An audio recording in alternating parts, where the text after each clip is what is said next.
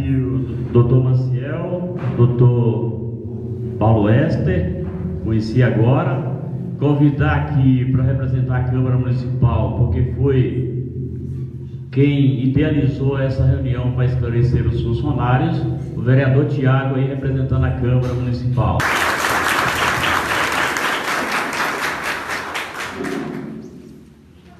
E aí, na pessoa de Tiago, cumprimentar a toda a Câmara Municipal aqui presente e cumprimentar todos vocês.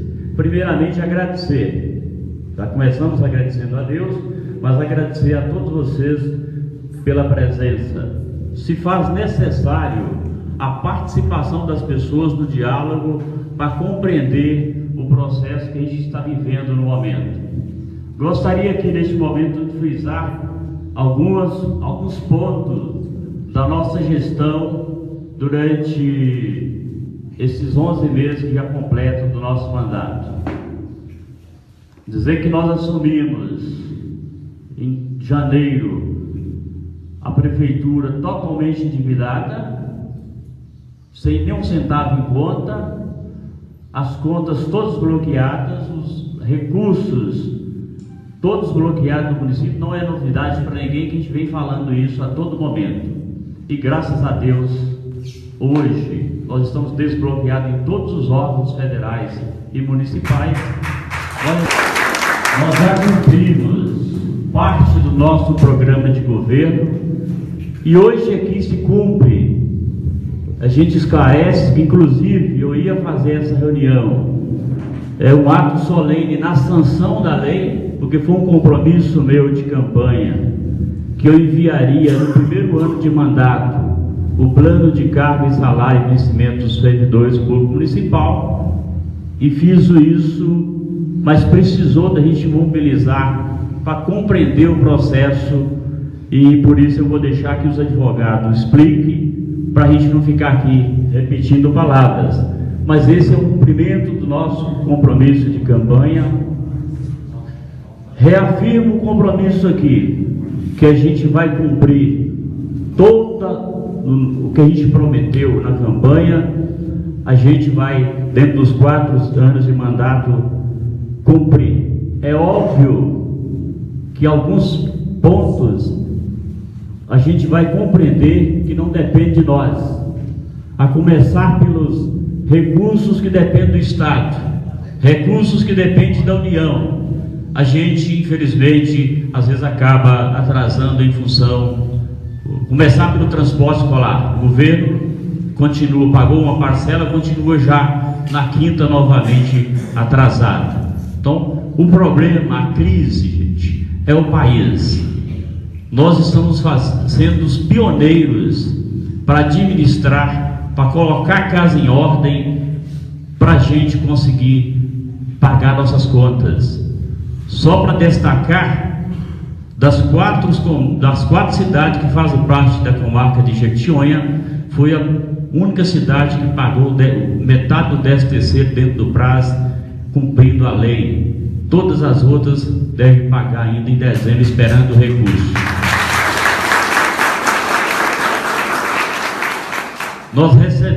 Eu recebi ligação do fórum nos parabenizando, que as 4 cidades que compõem a nossa foi a única que conseguiu cumprir e pagar naquele prazo. Mas, pois bem, a gente quer contar com vocês para a gente poder, nesses 4 anos de mandato, fazer a gestão do resgate, da responsabilidade, do compromisso. E aí, recentemente, nós incorporamos o compromisso da transparência. É por isso que vocês estão aqui, para conhecer verdadeiramente o projeto. Apesar de a gente eleger nossos vereadores para fazer a lei, o papel dos vereadores é fazer a lei, mas é bom que vocês estão atentos, participando do processo, discutindo, porque assim o processo caminha com maior transparência e com mais nitidez para o conhecimento de todos nós. Vou passar a palavra para você, a Chulupa, dar um bom dia e depois ele conduz. Muito obrigado.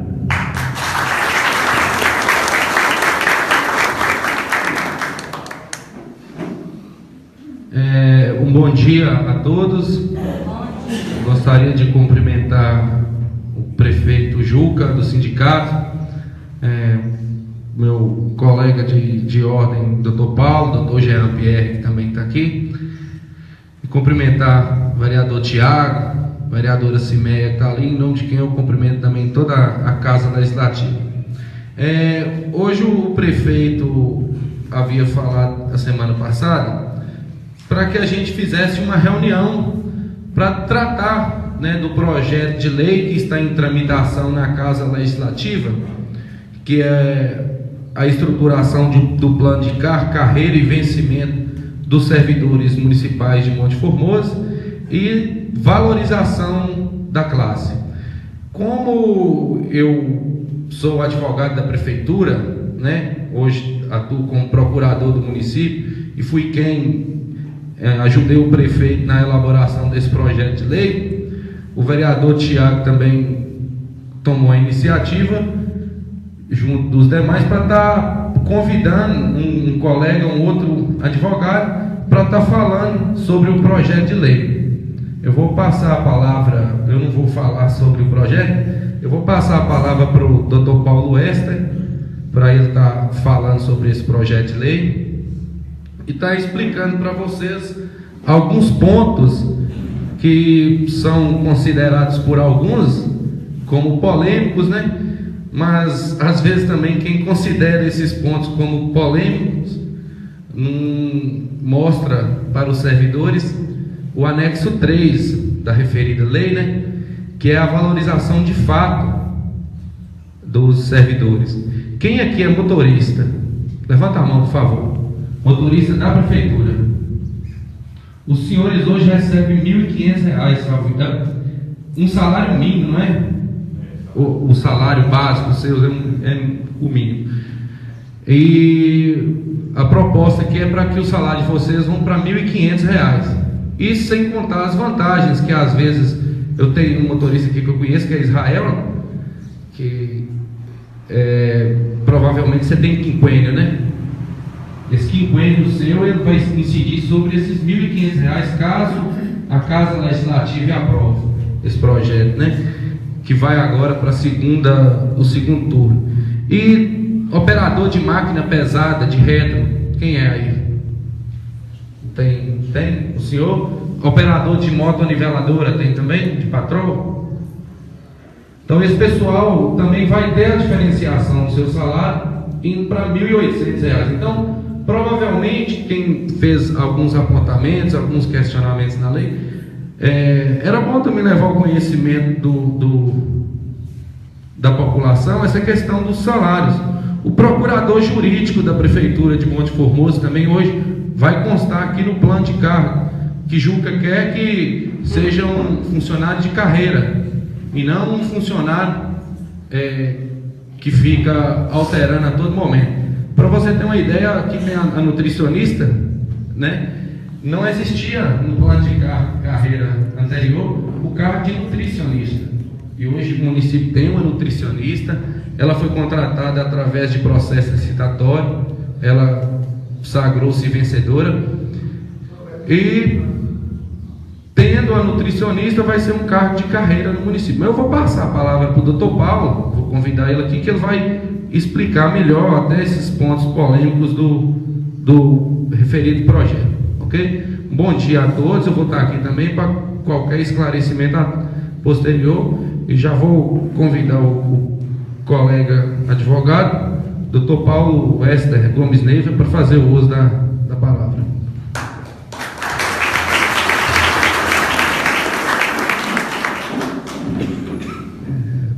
Quero cumprimentar o prefeito Juca, aos vereadores presentes, a todos os servidores e demais presentes nessa reunião, aos colegas, doutor Maciel e outro colega que também se encontra presente. Quero pedir de plano permissão para poder falar um pouco sentado em razão de um problema de coluna e a gente vai gastar um pouquinho de tempo, não muito, procurarei ser breve na explanação, mas o objetivo da reunião é a gente compreender o funcionamento de um plano de cargo, carreira e vencimento do servidor público, traçando né, as diretrizes para a confecção do plano dentro da matriz da Constituição Federal. De início, quero dizer que hoje, da forma que as gestões municipais se encontram sem nenhum apoio do governo estadual e do governo federal, em razão da própria crise que o país vive, não se fala nos municípios em geral, não há essa preocupação de se fazer plano de carreira e principalmente vencimento, porque esse plano ele vai se desdobrar em 3 vertentes, né? Um plano de cargos, de carreira e um plano de vencimentos. Quase sempre as administrações elas têm um plano de cargos e de vencimento, mas não tem a carreira, que é a parte mais importante. Nós temos uma estrutura de cargos nas prefeituras, nós temos uma estrutura de vencimentos que são muito defasados, mas não há nenhuma estrutura de carreira. Eu acho que o mais importante para os servidores é exatamente ter um plano que venha contemplar uma carreira em que ele possa, paulatinamente, por merecimento e por antiguidade, se graduar dentro, né, do cargo para o qual ele foi aprovado no concurso público. Isso porque as administrações passam, as gestões passam, o servidor permanece laborando para a administração e o salário quase sempre ele fica congelado, não há reconhecimento do servidor no curso da carreira pública, de forma que o servidor que está aí, por exemplo, há 30 anos prestando serviço para a administração pública, quase todos eles, aqueles que não têm um nível superior, estão basicamente com salário mínimo e vão aposentar com salário mínimo. Isso é uma realidade em quase todos os municípios da nossa região, da macro-região do Vale do Jequitinhonha, do Bucuri e do São Mateus. Então a gente percebe isso, principalmente porque a maioria desses municípios, a maioria esmagadora, não tem um regime próprio de previdência, de forma que esses servidores, quando chega ao final da carreira, eles vão se aposentar pelo INSS. Então, o que ele recebe a título de gratificação, às vezes hora extra para poder aumentar um pouco o salário, quase sempre as horas extras são pagas nos municípios como um aumento indireto de salário, não com uma contraprestação de um serviço extraordinário. Isso, por ocasião da aposentadoria, não vai contar para o servidor. E aí o INSS vai pagar para ele um salário mínimo. Então nós deparamos com situações que o servidor ele já tem tempo para aposentar, já tem idade, mas ele não quer sair do serviço público, não quer sair da prefeitura, porque se ele sai, ele recebe um salário mínimo a título de salário base, e mais os quinquênios, ou às vezes alguma outra gratificação, ou hora extra, e quando ele vai para aposentar, ele vai voltar a ganhar um salário mínimo só, porque o INSS não vai pagar essas gratificações. Quando você tem um salário base estabelecido dentro de um plano de carreira e vencimento, a contribuição que o município vai fazer para o INSS é sobre esse salário base, de forma que o servidor ele terá a possibilidade de se aposentar com um salário melhor lá na frente. Então, por isso que a preocupação deve ser não só no momento com um plano de cargos e salário. O salário é importante que haja um reajuste do salário base, estruturado nas diversas carreiras, mas o mais importante é pensar na carreira, que o servidor possa, de determinado em determinado tempo, ter, né, ter uma promoção, seja ela vertical, que é a promoção, ou seja ela a progressão horizontal, pular de um grau para o outro, de forma que o servidor que começou a trabalhar há 10 anos atrás, ele tem um diferencial em relação àquele que começou a trabalhar hoje, né? Aquele que está perto de aposentar, ele tem que ter um diferencial, ou seja, o servidor, 2 operários, um que tem 30 anos de serviço e outro que está começando agora, esse que tem 30 anos, ele tem que estar lá na frente, na carreira, ele tem que estar num grau diferente, operário nível 5, nível 7, enfim, ele tem que ter um diferencial, porque senão não faz sentido, não há critério de justiça. Então, por isso, o mais importante nesses planos em geral que são feitos é a carreira que se estabelece no município, de forma que essas carreiras fiquem diferenciadas. Nós temos situação, por exemplo, que você vai pegar a carreira de pedreiro e de servente pedreiro, chega um determinado tempo, os dois estão ganhando igual. São categorias diferentes, porque requer qualificação diferente, né? Então você chega um determinado tempo que o salário mínimo vai aumentando e a administração pública ela concede o aumento em razão de uma imposição constitucional. para que ninguém ganhe menos que o salário mínimo, e você chega em um determinado momento em que todo mundo está ganhando ali um salário mínimo. Você só vai ter aquelas pessoas que ocupam eventualmente cargo comissionado, ou aqueles de nível superior, um ou outro que vai ter um salário base diferenciado. A grande leva dos servidores estão aí com um salário base, vinculado basicamente ao salário mínimo.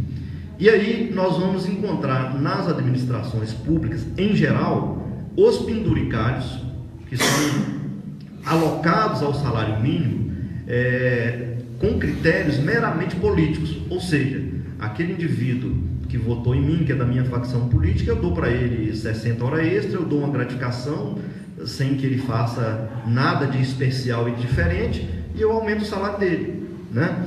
Isso é um critério de injustiça, de diferenciação, que gera a desmotivação naquele que não tem o mesmo apadrinhamento político.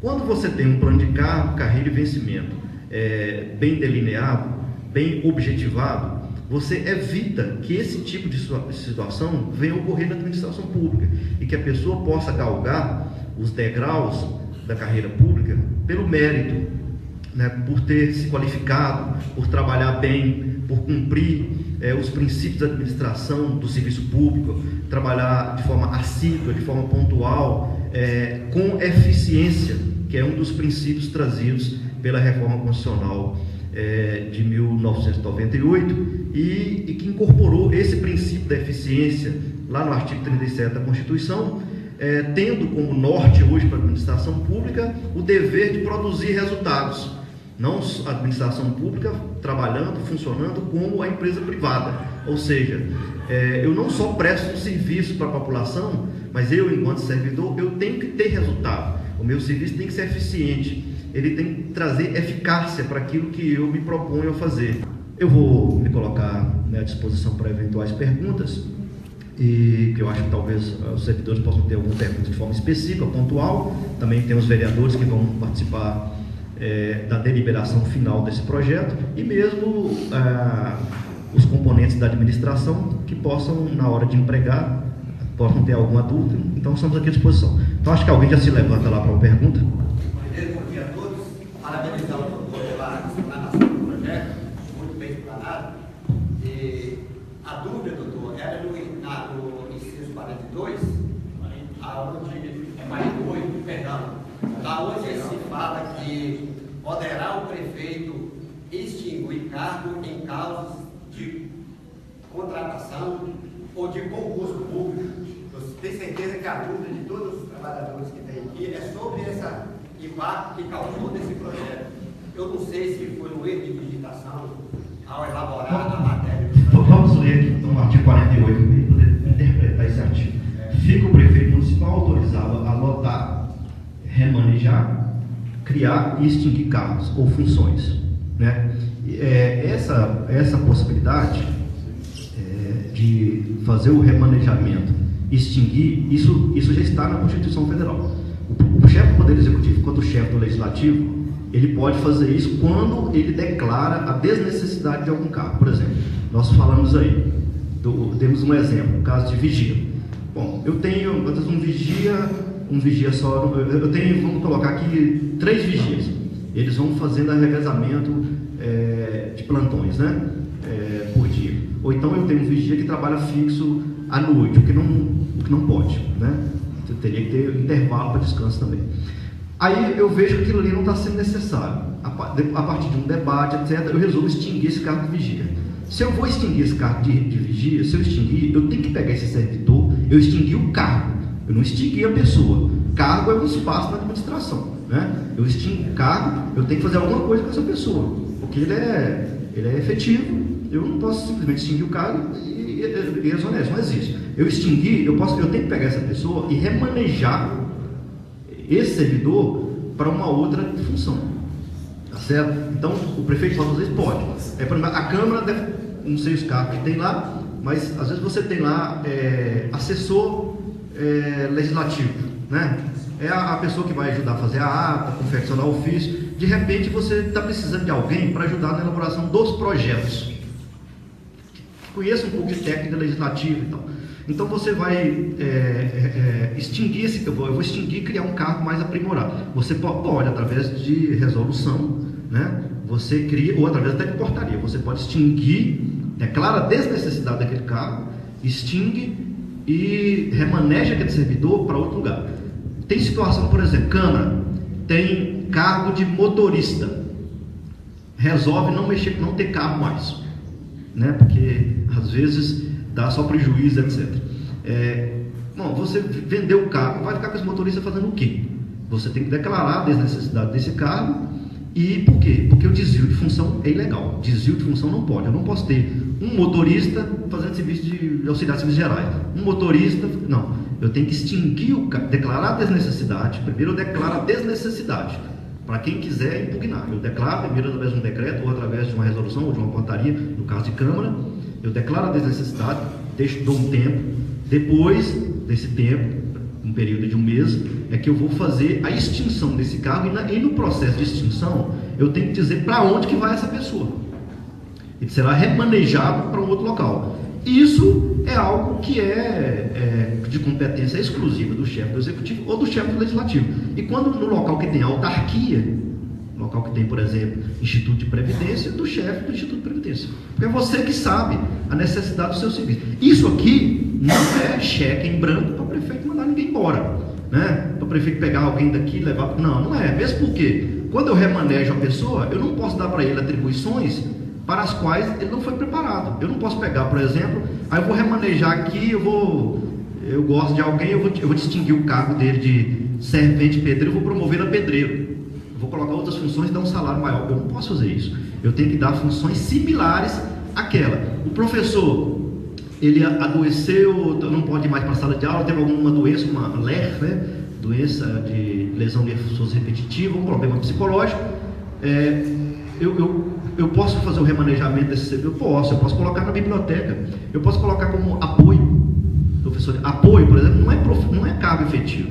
Professor de apoio não é cargo efetivo, isso é função, não é cargo, função. Cargo é uma coisa, função é outra. Cargo é um espaço na administração pública, função é o rol de atribuições daquele cargo, o rol de atividade daquele cargo. Então as pessoas confundem cargo com função, né? Então assim, eu posso extinguir o cargo, não extinguir determinadas funções. Sim. Essa palavra remanejamento causou muita polêmica, não?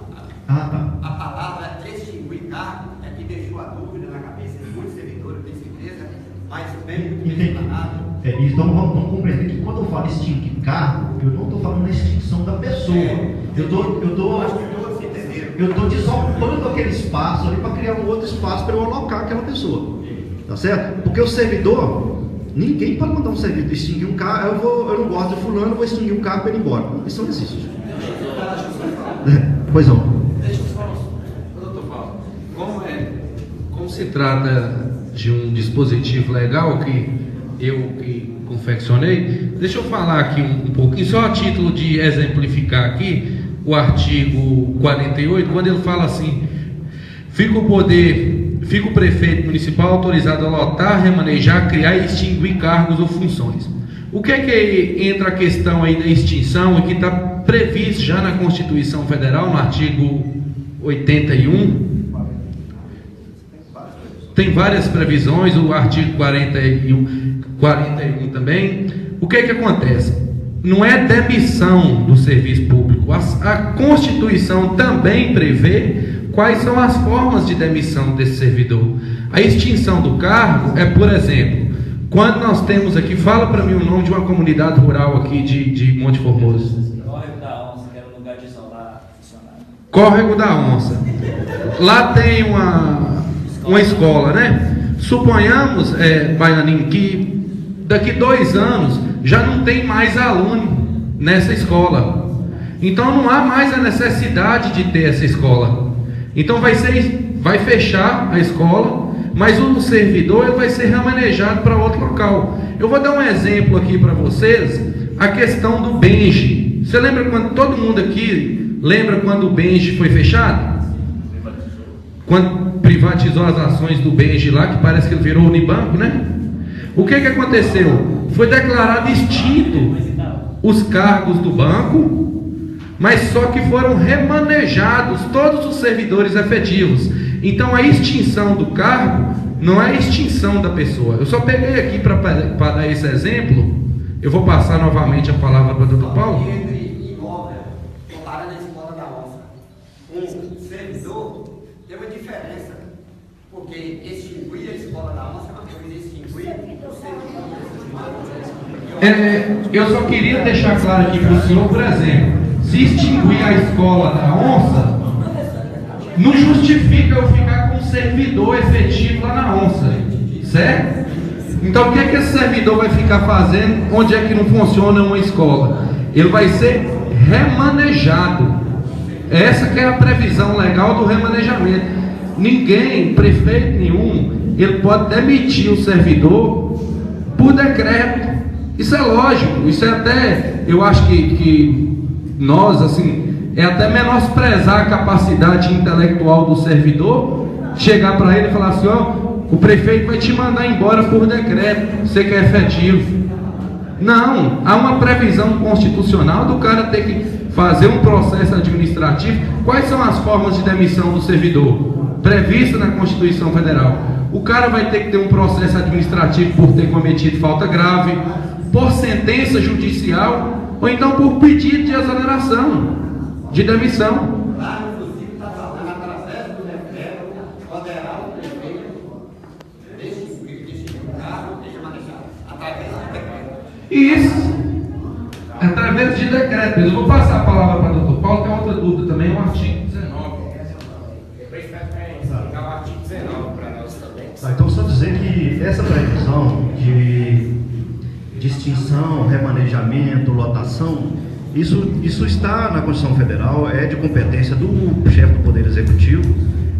Não há nenhuma ilegalidade disso e nenhuma armadilha, né, para que o prefeito, primeiro que ele não pode fazer isso, né? Então, a Constituição Federal, ela fala no artigo 41, parágrafo 3º, faz uma previsão, é uma das previsões que tem na Constituição Federal, dizendo o seguinte: extinto o cargo ou declarada a sua desnecessidade, o servidor estável, que é aquele que passou de 3 anos, está em disponibilidade até o seu adequado aproveitamento em outro cargo.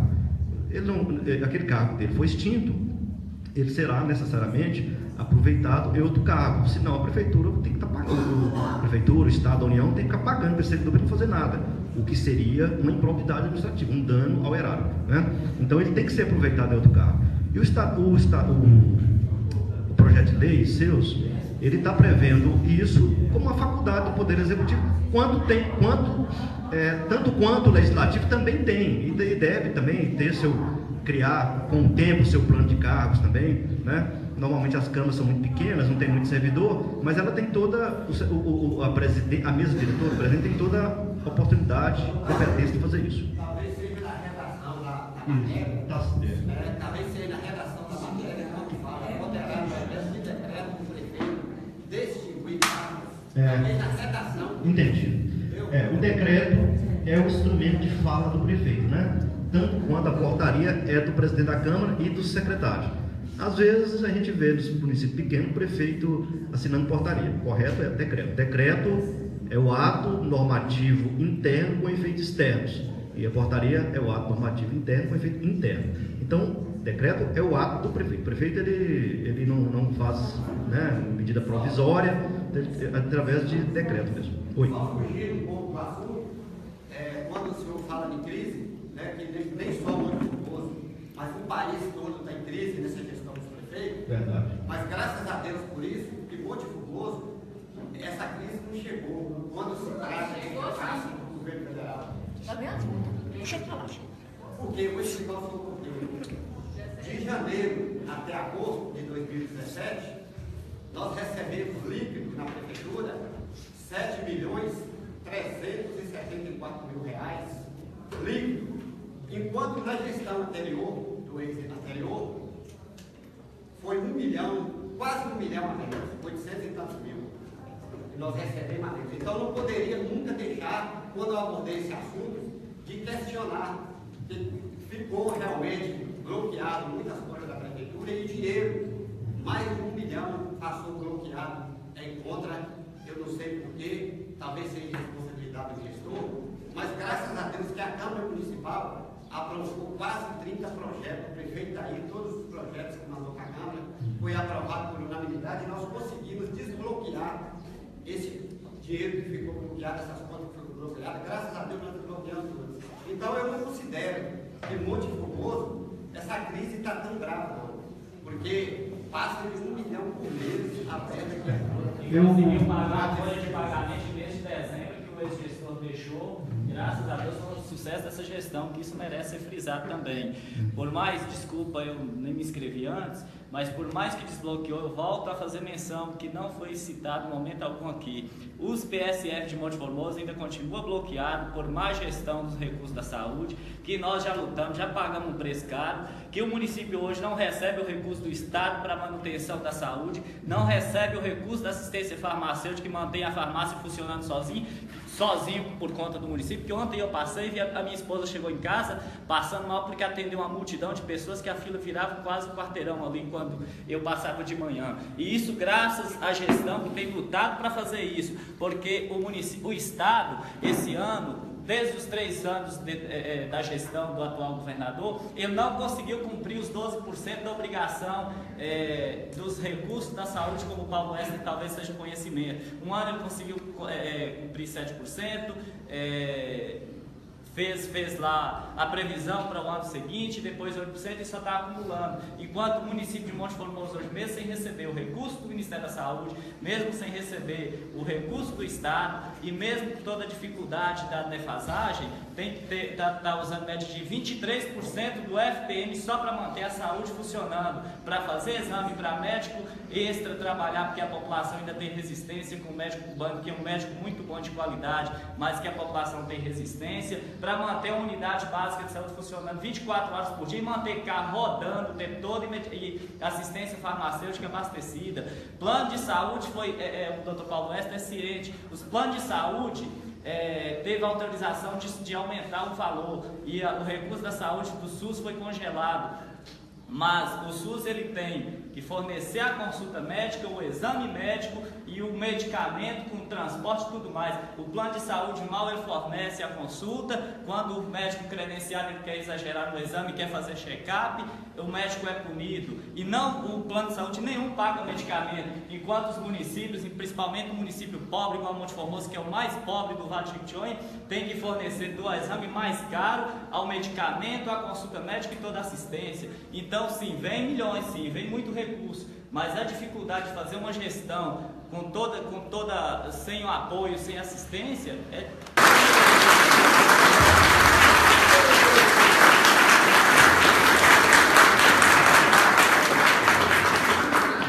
Eu posso dizer que, primeiro, o princípio de toda a economia não é quanto se ganha, é quanto se gasta, né? É a forma como você gasta. E isso é que é mais importante, né? Depois, nós temos que considerar que a cada ano, e principalmente do ano passado, desse ano em relação ao ano passado, nós tivemos um aumento considerável de vários insumos que impactam para qualquer economia. Por exemplo, combustível aumentou consideravelmente, é um gasto que o município vai ter aí elevado, né? Você tem o salário mínimo, que aumentou consideravelmente também, é um gasto que vai impactar na folha de pagamento. Você tem vários insumos em geral da área da saúde, na área de obras, que aumentou muito, de consumo em geral, que aumentou muito, e é claro que impacta. Nós temos os dados, né, hoje da Receita Federal, do Tesouro Nacional, que os recursos, né, desse ano foram menores do que o ano passado. Setembro agora, por exemplo, foi o pior mês, né, em relação aos últimos anos, né? Eu não conheço aqui como é que está o recurso. Eu sei que, em geral, a dificuldade ela é muito grande, porque a demanda não para. Você pode ter, por exemplo, 10 médicos aqui em Monte Formoso, você vai ter demanda para os 10. Você pode colocar 20 carros à disposição com 20 carros, você vai ter demanda para os 20. Né? É um buraco sem fundo, não para. Então, a demanda realmente é muito grande, né? E tudo muito caro. O município que não tem uma infraestrutura maior, qualquer situação de saúde aqui de média complexidade, você tem que sair daqui, né? Você não tem local para fazer uma cirurgia, etc. Né? Você não tem condições. Então, só atenção básica, e essa atenção básica, o financiamento que o governo federal e estadual vinha fazendo, ele não está fazendo. Eu sei que a gente está amargando aí, você não tem o remédio da farmácia básica. Aquela lista, né, de medicamentos, não tem. Né? Tem que, porque se não comprar, a população vai ficar sem. Isso é obrigação de quem? Governo do Estado. Média e alta complexidade é obrigação de quem? Governo do Estado e governo federal. Né? Apenas do município é o primário, o atendimento primário, que ele tem que oferecer à população. Mas hoje, se você não custear, né, o seu usuário vai morrer, porque ele não tem aí você tem que gastar para fazer o exame, para fazer o procedimento, né? Enfim, essa situação, isso pesa nos cofres do município. Mas eu acho que, sobretudo, o que importa é, sobretudo, a boa gestão do recurso público, a gestão com responsabilidade, né? Observando aquilo que o município ganha com aquilo que o município vai gastar, né? Não fazer endividamento que você não possa cumprir, principalmente quando nós falamos de virada de mandato. Você sabe que você está deixando endividamento para outro cumprir, né? O que é, inclusive, infração à lei de responsabilidade fiscal, crime, previsto na lei complementar 101. Você não pode deixar dívida. Você não pode, nos 2 últimos quadrimestres, você não pode deixar dívida para gestão futura. Você não pode deixar folha de pagamento sem pagar isso, né? Então, enfim, são situações que as gestões deparam e que você usa, às vezes, o primeiro momento da gestão, onde o recurso está melhor, que você poderia empregar no seu plano de governo, você vai ter que utilizar para poder consertar veículo, para poder pagar a folha de pagamento que ficou atrasada. Às vezes paga a folha de pagamento, mas não paga o INSS. O INSS vem bloqueando em fevereiro, porque da folha de dezembro vem lá, em fevereiro que ele bloqueia, né? Valores exorbitantes.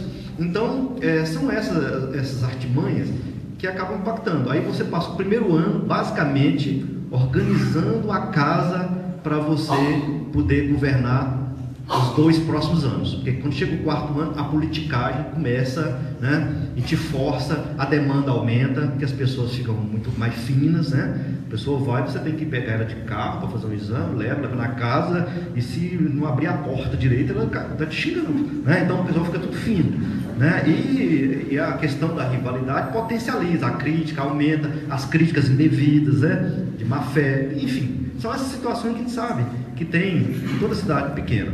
Então, você fazer determinadas atividades políticas, como essa aqui, né, sem nenhuma questão política, você conseguir implantar reforma trabalhista de servidores, né, no primeiro ano de gestão, isso é uma coisa, é um mérito de todos vocês, né, independentemente de facção política, é um mérito do município de Monte Formoso, né, poder fazer isso. Se o município está pagando as contas em dias, está pagando o salário, é um mérito do município, independentemente das divergências internas que tem aí, eventualmente, das facções políticas, eu não conheço ninguém aqui, é um mérito seus, né? É algo que pega bem para o município, né? Vocês, seja quem é da oposição ou da situação, estão participando do momento que é histórico para o município, estão construindo a história do município nesse momento. Então, por mais que você queira ou por mais que você não queira, você faz parte, você é um ator, protagonista dessa história. E se aquilo que está conseguindo aqui é positivo, é favorável, você tem que bater palmas, você tem que ter humildade, mesmo sendo às vezes oposição, de reconhecer que é um feito positivo, né? E que você está participando, você tem um mérito disso aí também, né? Você pode divergir de algumas ideias, de algumas questões, mas reconhecer que isso é avanço. Isso é avanço. Enquanto tem muita gente parado, muito município não está conseguindo pagar, vocês estão avançando. Isso é importante, isso é bom para o município. Tem que reconhecer isso. Deixa para a divergência, às vezes, mais acirrada, para outros momentos, outras questões. Mas isso aqui é um ganho, né? Então, é um pensamento meu, né? Secretário, vice-presidiário, eu tenho direito à réplica.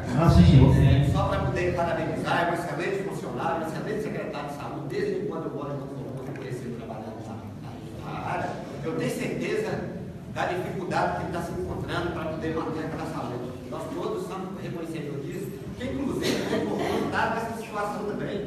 Às vezes falta médico, às vezes tem, às vezes falta, às vezes não tem remédio na unidade básica de saúde.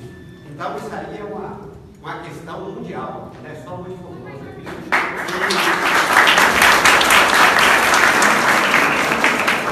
Quando se fala em divergência, em oposição,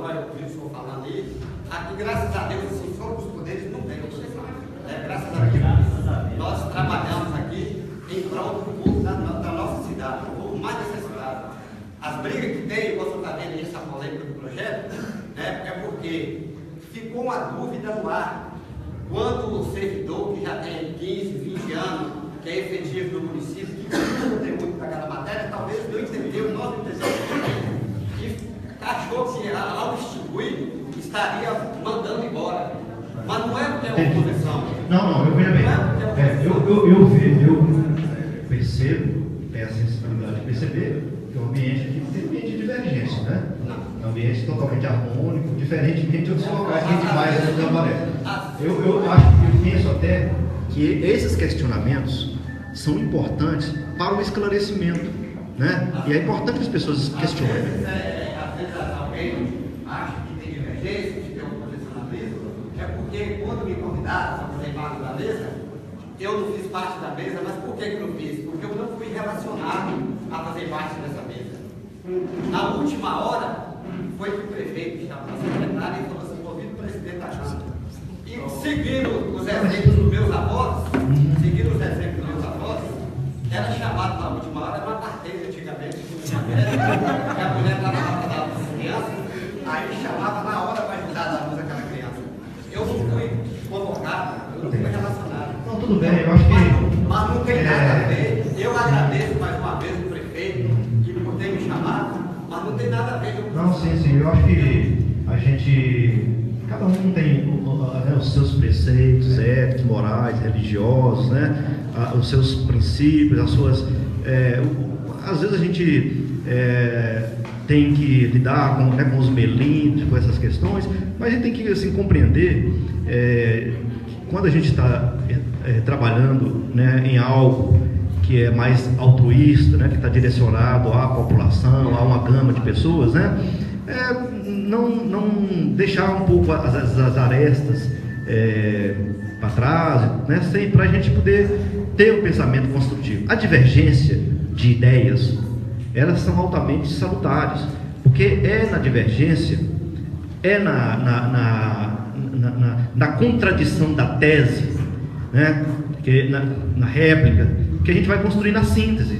Eu coloco uma tese, você coloca uma antitese, uma antítese, e depois nós fazemos uma síntese, né?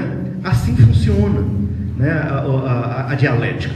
Então, sem que haja uma contradição, uma arguição, eu posso acabar me entendendo como o suprassumo do poder, do saber. Se não tiver alguém para me contar, o outro será sempre o nosso espelho. Se não tiver alguém que aponte os meus defeitos, né, eu vou ter um ego muito elevado e daqui a pouco eu caio, eu vou me frustrar. Então é sempre importante que alguém possa estar apontando os nossos equívocos, os nossos erros, para que a gente possa consertar. Inteligente é aquele que sabe utilizar aquilo que vem até a gente em forma de crítica, né? Porque o que importa, como diz a psicologia moderna, não é o que fizeram comigo, é aquilo que eu faço com aquilo que fizeram comigo.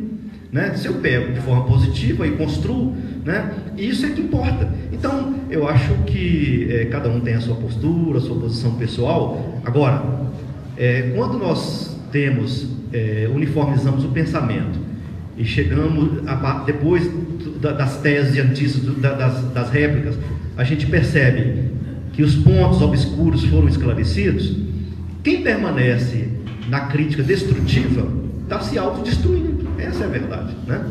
Quando nós levantamos aí, que fica com esse parágrafo aí, nós, como pessoas incondicionais, nós pensamos no pessoal que são efetivos do município. Entendi. Os que vem trabalhando há longos tempos, fazem um concurso público. É uma preocupação. E nós pensamos nessa possibilidade, né, de ter que mandar um pai de família embora, que está pensando na aposentadoria há muitos tempos. Talvez nós não entendemos direito, né, mas o conteúdo da matéria deixou aquela dúvida no ar. Não é porque a gente não fala. Sim, nós queremos é uma dúvida a justa. em defesa do povo. É uma dúvida E não justa. defesa de si. Exatamente. Ou seja, não é uma tentativa de minar o projeto. Eu devolvo a palavra e muito obrigado. Eu agradeço pela participação, muito oportuna e esclarecedora. Obrigado, então. Eu acho que vamos ordenar o debate e vamos voltar à tréplica para o secretário de saúde. Voltando no assunto, eu até tentei me inscrever lá atrás quando o comentário ainda era a respeito da preocupação do remanejar aquilo. extinguir cargo. Quando Monte Formoso ainda era distrito de Joaíma e emancipou, foi transferido N funcionários, que era funcionário distrital, alguns de Joaíma que foram mandados para cá. E nessa investida, a minha mãe era funcionária efetiva da Prefeitura de Joaíma, num cargo lotado da Secretaria de Saúde, como auxiliar de atendimento assistencial. O trabalho, que inclusive ela fez várias capacitações em Joaíma, era trabalhar com criança, com creche, por aí vai. Mas o financiamento dela era um salário mínimo. Quando transferiu, o município de Monte Formoso me parece que não tinha, não sei na época qual trâmite que se usou, mas ela foi investida no cargo de auxiliar de serviços gerais. A maior decepção dela, porque ninguém também explicou para ela, conscientizou ela do que se tratava, por que foi alterado, se teve decreto, se teve alguma coisa, mas ela passou o resto da vida dela se lamentando, porque ela fez o concurso público para uma função, mas passou a receber o contra-cheque com a função de auxiliar de serviços gerais e foi para o serviço de limpeza. Mas ela venceu a carreira dela, recebendo o seu salário adequado, cumpriu a sua carreira e aposentou. E nunca foi mandada embora porque o cargo de atendimento assistencial em Monte Formoso não existia. Voltando ao caso da tréplica, eu peço desculpa ao presidente da Câmara por até no momento de empolgação eu ter me excedido e tentado, acabei atropelando a fala dele para tentar me expressar, porque a gente fica triste quando se vê as redes sociais ou pessoas com dificuldade de informação se martirizando, preocupados, desesperados, como se o mundo vai acabar amanhã. Monte Formoso tinha uma cultura de que não faltava medicamento. Será que realmente não faltava medicamento? Hoje, os nossos médicos, que graças a Deus nunca faltou médico no Monte Formoso um dia sequer, nesses 11 meses de gestão, e eu pago para ver se alguém aponta que faltou, o que eu falo que é mentira. Eles têm autonomia de pedir o exame que ele entende que o paciente precisa para fazer, para não acontecer igual o seu Zé de Paulo passou a vida inteira tomando omeprazol, sem diagnóstico, foi fazer endoscopia agora, ele estava com CA invasivo de muito tempo, nunca fez uma endoscopia na vida. O médico tem autonomia de pedir o exame, se ele vai ser atendido ou não, isso é uma questão de ver a condição do município, mas o médico precisa entender que o paciente tem que fazer aquele exame. Os médicos da nossa rede hoje têm autonomia de prescrever o medicamento que o paciente precisa para ser tratado, não importa se ele está na rede, se está no Rename, se está na Remume, se está no que tem que ser, é o medicamento que o paciente precisa. Mas tem pessoas que não têm coragem de investir R$10 na saúde dele, porque a prefeitura ela trabalha com licitação, ela compra um lote de medicamento até que a logística dessa empresa entrega esse lote de medicamento, é claro que a farmácia vai ficar desabastecida. Agora, quem sabe para os próximos anos, apesar de que o cenário financeiro não visualiza uma beleza tamanha para atender, mas pelo menos nós temos uma estrutura já montada para trabalhar, para programar, para prever para o futuro, coisa que no início da gestão nós não conseguimos fazer um processo de transição para conhecer a gestão que estava nos entregando, para a gente criar o nosso processo de trabalho. Então recebemos ao Deus dará, passamos por esse preço, mas muitas vezes a falta do medicamento não é porque o município não tem aquele medicamento, é porque o paciente precisa daquele medicamento e ele não está na rede, ou porque ele atrasou para chegar, mas não é negligência da gestão. As pessoas precisam entender que o médico está ali para atender, para oferecer o de melhor para ele, mas nem sempre o de melhor para ele é o que vai ter na farmácia básica que o município teve condição de fornecer. Então é isso que eu peço atenção. Questão do exame, o município de Monte Formoso, o último laboratório contratado que teve em Monte Formoso foi em 2000 no final há muito tempo, Marco Aurélio. Ficou acho que 4, 5, 6 anos sem laboratório. Nós licitamos e contratamos um laboratório para atender, e o que foi de exame, o que foi de diagnóstico, o que foi de paciente para ser referenciado do CA e do centro de especialidade para ser tratado e cuidado, que estava camuflado, foi gritante, alarmante, que foi casos crônicos. Eu já vou encerrar, desculpa.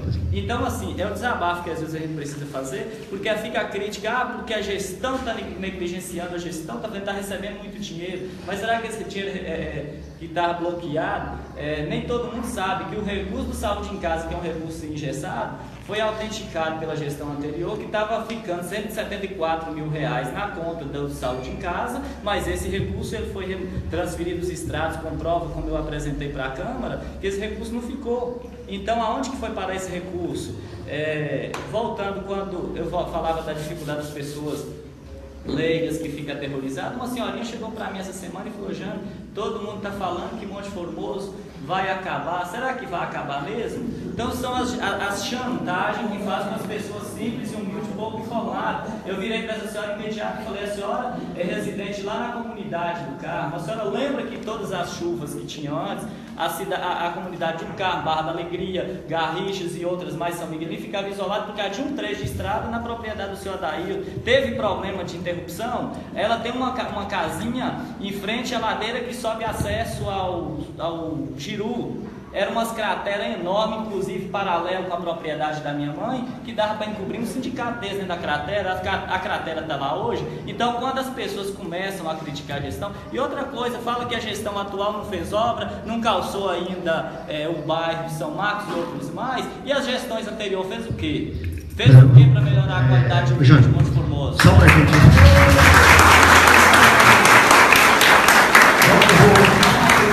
A gente acaba largando muito tempo, tem umas pessoas que querem participar, aí depois, se sobrar tempo, né, a gente, depois da discussão do projeto, a gente volta, tá, de repente, a tratar de outras questões.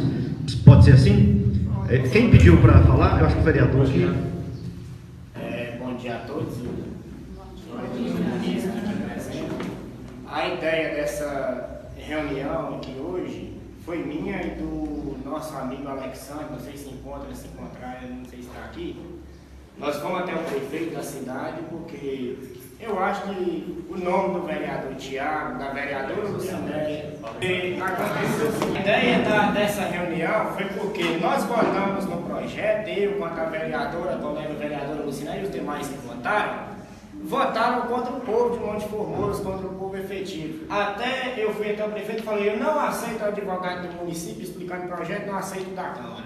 Por que eu não aceito? Para não ter essa entrega. É política. Foi aonde eu comuniquei ao nosso advogado de lá do Caraí, né, doutor? Onde eu consegui comunicar para o doutor Paulo Wester, vim explicar para nós esse projeto, para tirar essa dúvida do ar, que gente não estamos lá na Câmara para votar contra efetivo, para prejudicar funcionário do Monte Formoso. Jamais eu estaria fazendo uma coisa dessa, nem só quanto eu, quanto os demais colegas vereadores que eu conheço também, e sei da capacidade de todos. Então, eu fiz a comunicação com o advogado, até conheci ele hoje, parabenizo pelo serviço que aqui está prestando. E eu queria mais explicar aqui hoje, seria o parágrafo 19 que está o artigo 19 que está no projeto e o artigo 48, é onde que levar a dúvida para o ar. Então, muito obrigado a todos pela... Tudo bem.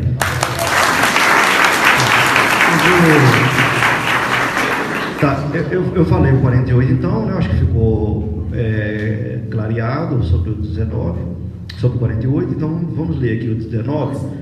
Antes do senhor falar, o outro... Alguém queria falar? Bom dia, gente. Em nome do prefeito Júlio, cumprimento os demais. Doutor Paulo Wester, uma satisfação enorme estar fazendo essa pergunta para o senhor. Não conheci os senhores, conheci o senhor nas eleições de 2008, onde eu tive o prazer, no dia 2 de janeiro, de receber o livro do senhor, o Manual do Vereador. Eu li todo ele, parabenizar o senhor, viu? Gostaria de perguntar ao senhor, doutor Paulo Wester, porque gerou uma dúvida no vereador Paulo, onde eu sou relator da Comissão de Constituição e Justiça da Câmara. E essa dúvida gerou na minha cabeça e me levou a tomar uma decisão no relatório para a reprovação da matéria. A dúvida é no parágrafo único do artigo 19. Veja bem, a aprovação em concurso, o senhor me permite ler o artigo, doutor? Claro. A aprovação em concurso público não gera direito à convocação e posse do aprovado. Poderá ter preferência na contratação por tempo determinado. Agora, veja bem, doutor, que eu gostaria que o senhor me refrescasse a minha memória, porque vai entrar em segunda votação, talvez com a explicação do senhor eu possa até reaver o meu voto. Eu tenho a humildade para isso. Eu estou com a decisão do Supremo Tribunal Federal em mãos, na súmula 15, acredito que não precisa ler a súmula, porque é óbvio que o senhor tem ela em mente, mas se o senhor querer, eu posso até ler a súmula. Diz assim a decisão do Supremo Tribunal Federal: independentemente da existência de cadastro reserva no caso de vacância ocorrida dentro do prazo de validade, o candidato possui automaticamente o direito líquido e certo de ingressar no serviço público. A nomeação deve ser imediata, uma vez que o cargo deve ser necessariamente preenchido por ter aberto a vaga em concurso público. Súmula do Tribunal de Justiça. Na verdade é o seguinte, há um debate muito grande sobre essa situação no âmbito do Poder Judiciário, dos cadastros de reserva e das convocações, né, para posse em geral. Isso por quê? Porque vários órgãos públicos vinham fazendo concurso público para arrecadar dinheiro com as inscrições, vários, né? Abriam algumas vagas, ou quando não passava ninguém, porque fazia uma prova muito difícil, não passava ninguém, né? Com a finalidade só de arrecadar dinheiro. Um dos questionamentos, por exemplo, na própria Ordem dos Advogados, tem uma ação no Supremo, né, questionando a Ordem dos Advogados por isso, porque abre-se um exame de ordem, são milhares de advogados hoje, né, se vocês chegar numa praça e gritar doutor, todo mundo olha, né? Então tem mais advogado porque foi abrido na época do governo Lula, na última campanha, estava abrindo por dia 3 faculdades de direito, né? Nos Estados Unidos tem 178 faculdades de direito, todos os Estados Unidos. Brasil, quando eu fui presidente da OAB, lá em Teoflotone, que eu tinha esses dados, o Brasil tinha 1.700 faculdades de direito, né? Então, veja bem, então o que acontece? A OAB fazia o exame, a OAB Nacional unificou o exame, fazia o exame, você paga a inscrição, aprovava 5%, depois fazia outro exame, 5%, 10%, depois começou a flexibilizar quando, né, houve um questionamento no Congresso para acabar até com esse exame de ordem. Tá, e os concursos públicos é a mesma coisa, abre concurso para juiz, promotor, passa meia dúzia, né, às vezes abre 100 vagas, passa meia dúzia, daqui a pouco eles fazem um concurso novo, e o valor alto da inscrição, e em geral, e isso foi proliferando, né? Foi se criando algumas empresas para fazer concurso público fraudulentos, vendendo vaga, e às vezes cobrando inscrição. Então começou a ter um debate no âmbito da justiça em geral sobre essa situação, porque às vezes fazia o concurso e não dava posse, passava-se os 2 anos, não renovava a validade do concurso, expirava, fazia novo concurso. Então primeiro começou a criar a ideia da validade do concurso, ampliar para 4 anos, 2 anos prorrogável por mais 2, né? Para dizer o seguinte: bom, se você fez um concurso, gastou um dinheiro público para fazer um concurso, e você não teve a necessidade de chamar, então aguarda pelo menos por mais 2 anos para ver essa necessidade, para você não ter que fazer outro concurso, né? Então depois acontecia uma outra situação, fazia-se o concurso público de cadastro de reserva, as pessoas ficavam ali, os aprovados não eram chamados para tomar posse, e as administrações fazendo contratação de forma aleatória. Então criou-se o mecanismo judicial de dizer o seguinte: bom, se você não vai dar posse, você então tem que contratar quem está lá na fila, esperando. Eles têm preferência para a contratação, até você ter orçamento para ter o cargo efetivo. Então isso foi sendo construído, até que começou um debate no âmbito lá do Supremo, dizendo que isso foi levado ao Supremo, porque essas ações começam e vão até o Supremo, quando se trata de questão que interessa para a administração pública brasileira como um todo, dizendo o seguinte: bom, se eu coloco no edital que eu tenho determinadas necessidades de determinados cargos, pressupõe que eu fiz um levantamento, que eu estou precisando daquilo ali. Bom, se eu estou precisando, e depois eu faço o concurso e estou contratando, se eu estou contratando, eu estou atestando mais uma vez que eu preciso daquele cargo. Por que eu não dou posse? Né? Então começou a gerar esse debate. Esse debate agora no Supremo, ele foi flexibilizado novamente em razão de que pela oscilação financeira, faz-se o concurso, preenche uma quantidade de vagas. Às vezes o judiciário começou, em razão dessa súmula, conceder liminar ou segurança ou decisão final para determinar a posse. Se você fez uma previsão e não foi cadastro de reserva, foi concurso público mesmo, você é obrigado a dar posse. Só que daí a pouco, em razão das oscilações financeiras, o orçamento não comportava a obrigatoriedade, não comportava aquele contingente que se deu posse de forma imediata.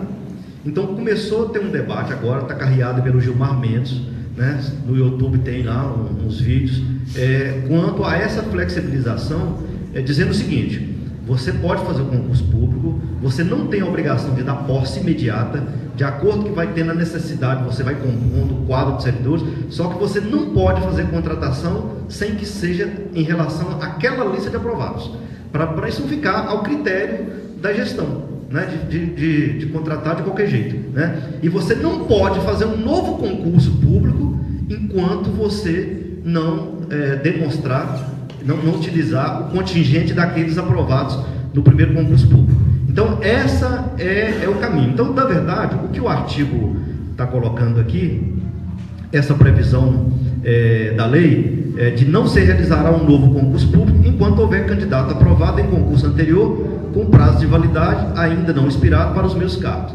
É uma garantia de que esse tipo de situação não venha acontecer aqui. Ou seja, faz um concurso, não dá posse, o concurso está válido, vou fazer um outro concurso. Isso seria gastar dinheiro público com a realização do concurso e também frustrar a expectativa das pessoas, mesmo porque a pessoa está estudando para um concurso público e daqui a pouco ela faz o concurso, passa, programa a sua vida e fica aí sem saber, né, se caso se compra uma bicicleta, porque tem gente que depende da situação, né, trabalhista para ela resolver a vida e fica nessa, e o tempo passando, e ela nem vai para outro lugar, nem faz. Então essa situação, para não deixar esse tipo de expectativa, a redação está conforme a jurisprudência. Vem o artigo, o parágrafo único, diz o seguinte: a aprovação em concurso público não gera direito à convocação e à posse. É claro, esse entendimento tem que ser convocação e posse imediata, né? Porque senão ele confronta com o próprio caput do artigo, porque ele gera direito à convocação e posse, só não é imediato, né? Porque o próprio caput está dizendo o seguinte: não se realizará novo concurso público enquanto houver candidato aprovado em concurso anterior. Em outras palavras, o caput está dizendo o seguinte: todos aprovados em concurso anterior serão nomeados, empossados, né? Senão, em tempo hábil, senão eu não posso fazer novo concurso. Em outras palavras, está dizendo isso aí. Porque se eu digo, não realizará novo concurso enquanto houver candidato aprovado em concurso anterior, e aí o parágrafo 1 diz: a aprovação em concurso público não gera direito à convocação e posse. Eu tenho que entender que isso é convocação a nomeação e posse imediata. Ou seja, eu tenho um lapso de tempo para ir chamando paulatinamente as pessoas de acordo com a necessidade. E assim tem que ser. Por quê? Porque se eu pego um contingente de pessoal, eu tenho aqui um contingente de contratados, eu mando todo mundo embora e faço um concurso público, coloco todo mundo de uma vez, eu não tenho condição de qualificar esse pessoal, de habilitar esse pessoal, de passar a cultura funcional para aqueles que estão chegando. Eu estou vivenciando uma situação lá em Tambacuri, eu faço assessoria jurídica. O concurso público de 2002 foi anulado pela Justiça.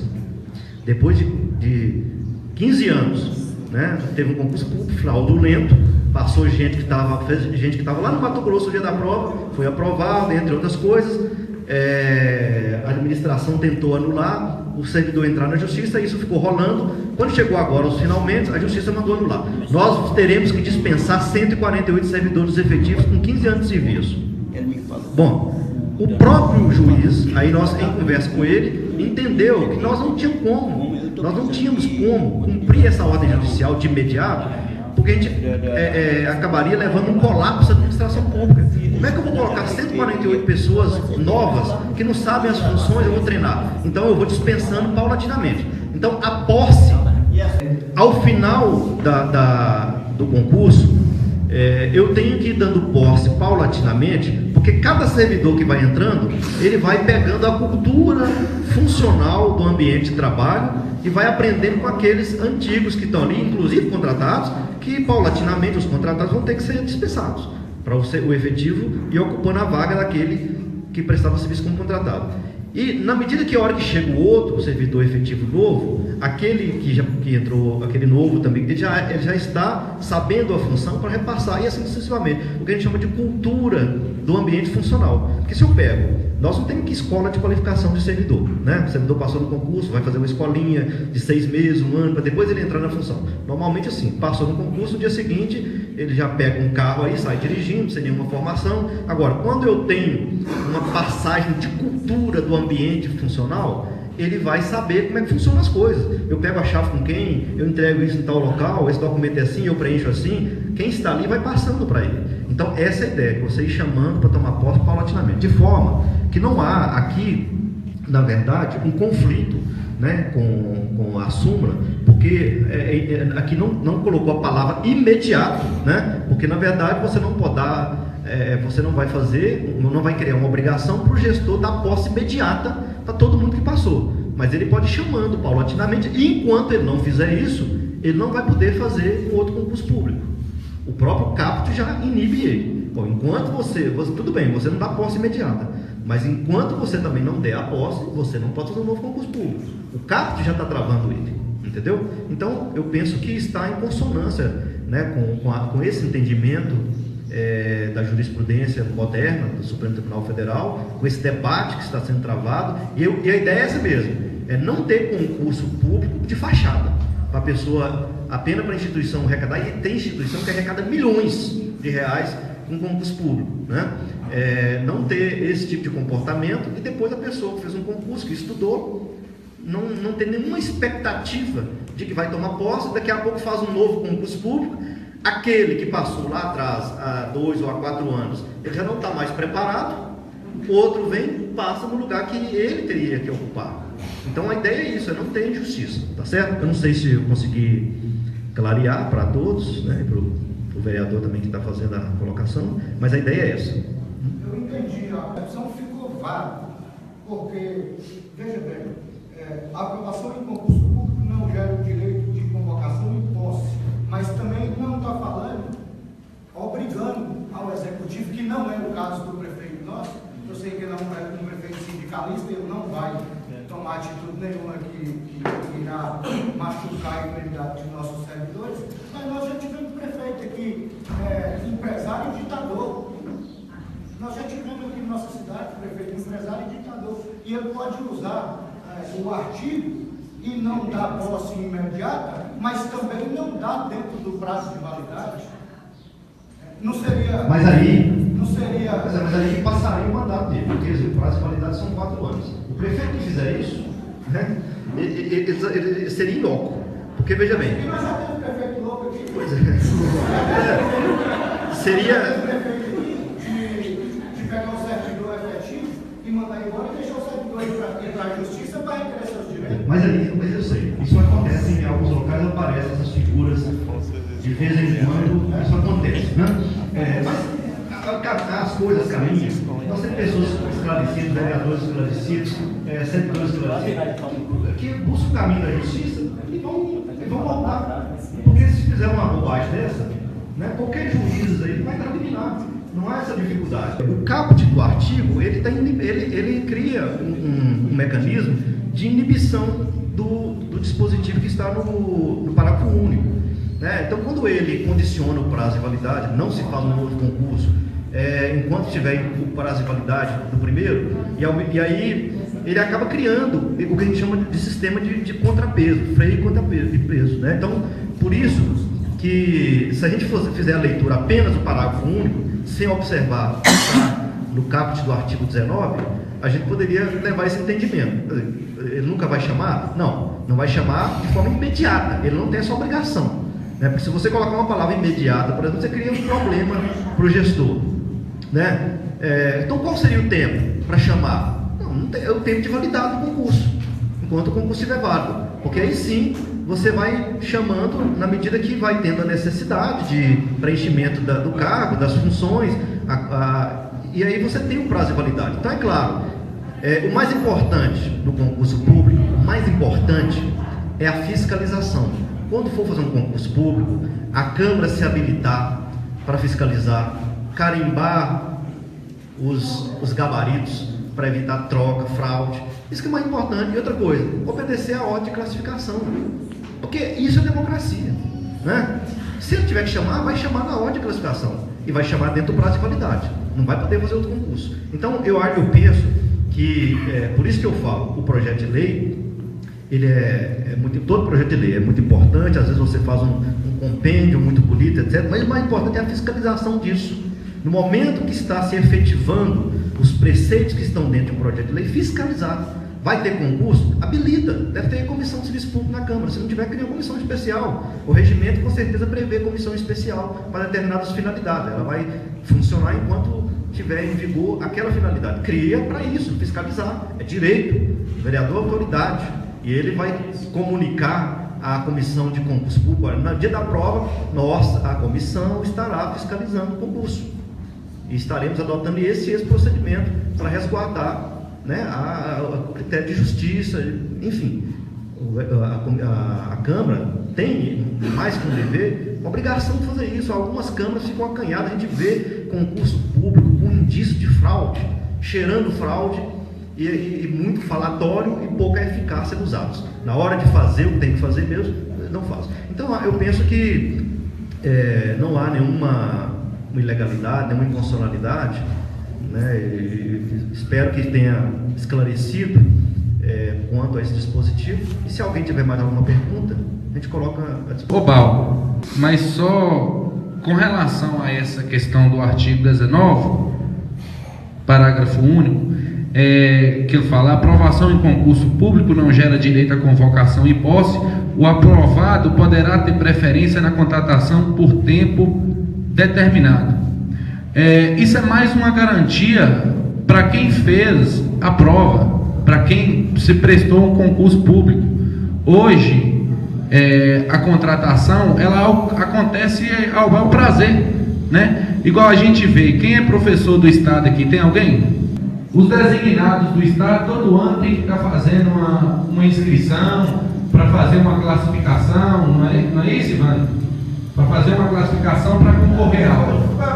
Da mesma forma, esse pessoal que é designado pelo Estado, todo ano faz uma lista, já vai ter a previsão legal aqui. Por exemplo, se for contratar, igual a gente tem, o professor tirou licença por 30 dias, eu não vou fazer um concurso e dar posse a uma outra pessoa, isso é até lógico, para substituir esse professor durante 30 dias. O motorista saiu de férias prêmio por 3 meses, eu não vou dar posse um outro motorista para substituir essa pessoa por 3 meses, mas eu vou ter a obrigação de contratar a pessoa que está ali classificada dentro da lista do concurso. Mesmo se eu dei posse o primeiro e o segundo, a próxima pessoa, suponhamos que abra uma vaga por 3 meses apenas, eu não vou dar posse por 3 meses, não existe isso, posse de 3 meses, mas a próxima pessoa a ser chamada, a ser contratada, é o terceiro colocado do concurso. Surgiu uma nova vaga para contrato, eu vou chamar o 4º colocado. Não existe esse negócio de eu dei posse o primeiro, depois eu vou lá e pulo para o 10º, volto cá no 5º. Não, é 1º, 2º, 3º, 4º, 5º, é matemática primária, né? Eu espero ter contribuído. Gostaria que o senhor me desse de responder ao senhor. Está existindo, então está divergindo o procurador do município com o doutor Paulo Wesley. Vejamos bem, aqui nós temos uma cidadã que passou em concurso e já foi chamado outras pessoas posterior à vaga dela, e ela ainda não foi chamada ainda para tomar posse. É aparente que o senhor é Ivan da Silva Vital. Então talvez o senhor também não está sabendo desse caso. Se ela está tendo, se alguém tomou posse no lugar dessa senhora e ela ainda não procurou o judiciário. É isso, doutor, o que nós estamos. Ela está. O que eu entendi aqui hoje?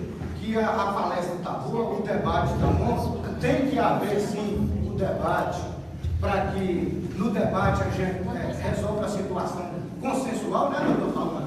Para que não tenha que levar ao meio da justiça. Eu acho que está bonito o debate, está bom, o doutor Paulo está sendo muito bem convencendo, principalmente a mim como relator da comissão. Mas então, vejamos bem, doutor Paulo Wesley está palestrando o plano de cargo e vencimento do município, carreira, e o senhor palestrou em torno do artigo 19. Longe de mim tirar o mérito do senhor, eu sei da competência do senhor, parabenizo o senhor por todos os lugares que eu passo. Inclusive o senhor foi parabenizado por um dos melhores advogados que nós conhecemos aqui na região, que é o Dr. Paulo Lestra.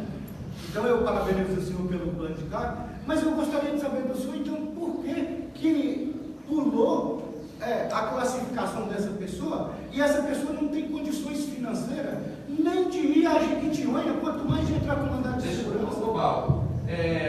Primeiro, eu não tenho conhecimento desse fato que você está falando, que pulou. Estou passando para o senhor. Né? Você está passando para mim agora. E segundo, que o objeto do artigo 19 é justamente para vedar isso. Não há nenhuma divergência, se você entendeu assim, entre minha fala e a fala do Dr. Paulo. Eu só vim mesmo para complementar, dar esse exemplo prático, igual eu peguei na primeira parte do artigo 48, você lembra? Que eu falei assim, ó, um exemplo, a questão dos funcionários do bench. Peguei agora no artigo 19 também, para exemplificar a questão dos servidores que saem de férias, que saem de licença ou atestado por tempo determinado, dando a segurança da pessoa que fez o concurso público. Ele sabe que se ele deu posse o primeiro e o segundo, e se ele é o terceiro, logo se for ter caso de contratação, nessas situações de férias prêmio, sai o motorista efetivo de férias prêmio, sai de férias regulamentares, houve uma questão aí que ele teve que ficar afastado por atestado médico ou alguma situação, quem vai ser chamado é o terceiro colocado para ser contratado, entendeu? Agora, se houve essa necessidade, se está tendo esse caso dessa pessoa que tomou posse o primeiro e o segundo, suponhamos, tomou posse o sétimo e o primeiro e o segundo não tomou posse, pede essa pessoa para poder ir na prefeitura fazer um requerimento no RH, que você mesmo sabe do meu tratamento com relação aos requerimentos. A gente tem uma atenção muito especial a todos os requerimentos que são formulados junto ao RH. Nenhum requerimento, após eu assumir a assistência jurídica, a assessoria jurídica de Monte Formoso, nenhum requerimento de servidor passou mais que 10 dias para ser respondido, tá? Para estar emitindo o parecer sobre a legalidade daquilo que ele pleiteava, tá bem? Assim, eu te peço essa ajuda, pede essa pessoa para procurar o RH e fazer um requerimento simples, que eu tenho certeza que, como o prefeito, desde o início de sua gestão, quando eu comecei a trabalhar aqui, ele sempre me fala, é legalidade, se tiver certo, vamos fazer. Se houve esse erro, se houve essa ilegalidade, de ofício vai mandar corrigir. Inclusive, doutor, eu queria só, com a mais pura clareza e competência, e parabenizar também o prefeito, porque o prefeito disponibilizou o senhor para atender as pessoas dentro da norma que manda o nosso plano de cargo. Muito obrigado, meu Júlio.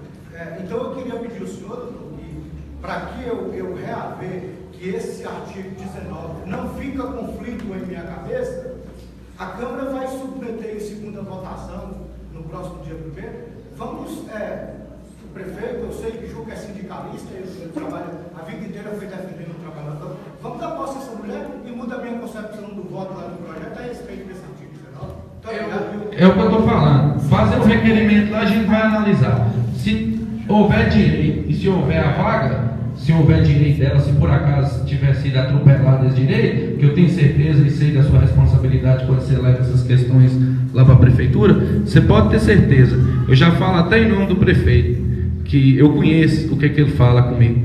Fazer sempre o certo. Se houver esse direito, considera ela até como empossada, tá? Se houver, ou havendo o direito e se foi atropelada essa lista, eu tenho certeza, né, Juca, que essa providência será tomada de ofício pelo prefeito, tá?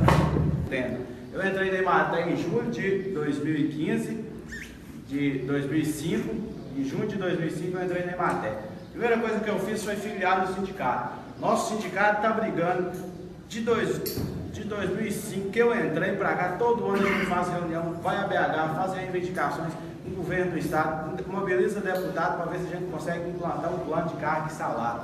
Juca fez os compromissos dele de campanha, em 11 meses de governo, ele já está implantando o plano de carga e salário dos municípios e carreira. Como aqui a gente não poderia também de estar falando das ações do município, como a gente falou da questão dos 11 meses de governo, é interessante, Gilga, ressaltar que você coloca no plano de carga de salário nutricionista.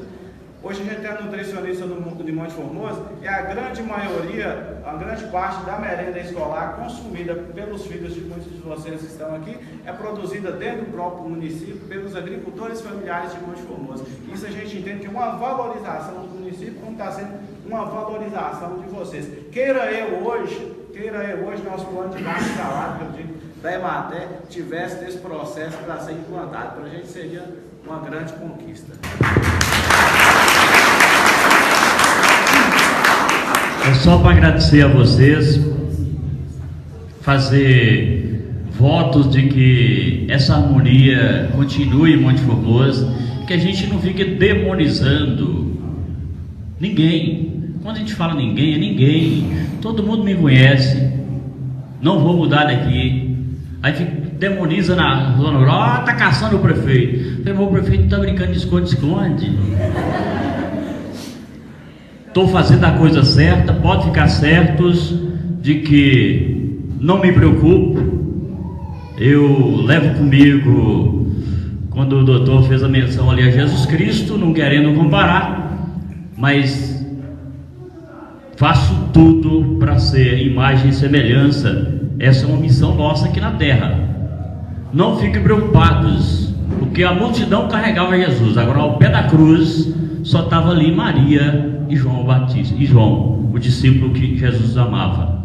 Então, mas Jesus fez o bem, lhe pregaram na cruz e ele ressuscitou. Então eu não preocupo com as crucificações, eu preocupo e dou valor à ressurreição. Que essa reunião seja para ressurgirmos o debate, para a gente fazer realmente o que é necessário para o povo de Monte Formoso. Fiz isso na campanha o tempo todo, falando que eu fiz um propósito de fazer diferente, e às vezes fazer diferente incomoda, e eu tenho falado, ser honesto é a maior dificuldade que eu estou encontrando no governo. Ou queria fazer menção aqui um outro projeto que a gente mandou para lá, que virou repercussão nas mídias, que eu pedi 8 milhões para gastar em Monte Formoso. Gente, pedimos para alterar o artigo, um dos artigos da lei, o artigo 4º da lei orçamentária que foi feita na gestão anterior. É normal, o artigo fala que o prefeito fica autorizado a suplementar em torno de 30%, a gente pediu para alterar o artigo para 50%. Nós estamos no final do mandato, então eu quero pedir aos vereadores, no final do exercício, e a gente precisa encerrar as contas. Esses 8 milhões que mencionado é o ano todo, então já foram suplementados esse período todo. Hoje, se suplementar 1 milhão, a gente encerra o exercício financeiro de 2017 tranquilamente. A gente quer fazer um governo de responsabilidade, porque a lei nos obriga a isso, a lei 101, governo de responsabilidade com a coisa pública, e é isso que eu estou procurando fazer. Então, que não vamos demonizar. Nós pedimos lá para mudar o artigo para 50%. Se mudar para 50%, gente, nós não vamos precisar de 20%, porque nós já estamos no mês de novembro. Agora, se dizer, nós vamos rejeitar isso, infelizmente os funcionários vão ficar sem pagamento, o transporte escolar vai ficar sem ser pago, porque esgotou até novembro tudo que a gente podia suplementar. Se os vereadores tiverem dúvida, convoca aí, convida o doutor Paulo Oeste, ele já falou que está à disposição para esclarecer. A gente não está fazendo nada, mas absolutamente nada fora da legalidade, fora da legislação vigente. Então eu quero contar com os colegas, com os vereadores.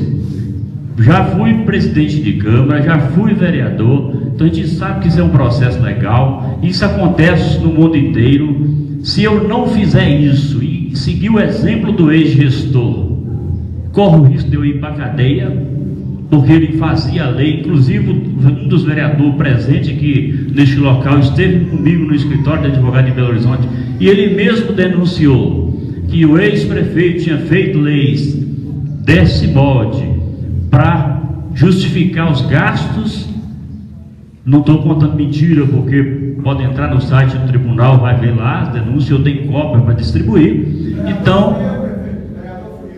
Então a gente está cumprindo a legalidade, para depois não falar, o prefeito fez. Inclusive teve um projeto de 154 mil, pediram para falar na tribuna que ia ter. Eu assisti o vídeo que o Fagner gravou, e eu vou agradecer, está fazendo a cobertura novamente dessa reunião, que precisava do extrato.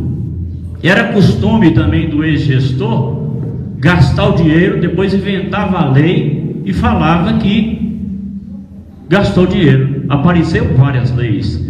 Nós já oficiamos isso à Câmara atualmente. A Câmara respondeu que foram identificadas várias leis que não existem.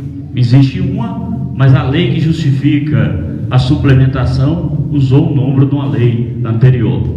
Pode dizer, eu estou falando isso aqui, gente, porque o pessoal aqui depois que sai da reunião, ameaças, fala que vai matar fulano, que vai matar Beltrano. Eu tenho falado isso em várias reuniões, para dizer que se amanhã eu amanhecer morto, está gravado que eu falei a verdade, porque com a verdade eu faço igual Jesus falou: quem é da verdade escuta o que eu disse. Então eu estou dizendo a mesma coisa, eu estou falando a verdade e posso provar todas essas irregularidades que aconteceu em gestão anteriores.